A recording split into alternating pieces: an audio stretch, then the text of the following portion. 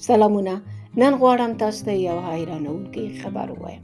له سیدني خپرېدونکې یوه ویبپاڼه news.com.au لیکي د استرالیا په ساحلي سیمه جروزبي کې یو لامبوزن په سمندر کې د لامبو وهلو پر مهال په بوتل کې بند یو خط موندلی.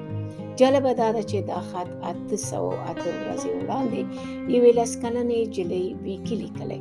خط د استرالیا د نیو ساوث ویلز سیمې نه په سمندر کې خوشي کړل شوی و او 300 کیلومتره واټن په اوبو کې وهلی و. د نجلۍ پلار په بحري قواو کې کار کوي او هغې دا لیک د پلار د زوکړې په مناسبت لیکلی و. په خط کې د نجلۍ ادرس او د هغې د پلار تلیفون شمیره هم لیکل شوې وه. لامبوزن د خط د موندلو وروسته د نجلۍ پلار ته زنګ وهي.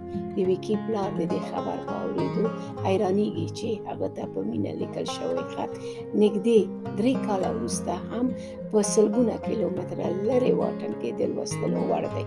ویکي اوس 13 کلنه ده.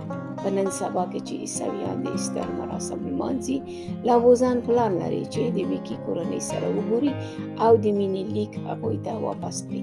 دنیا څومره وړه ده کنه.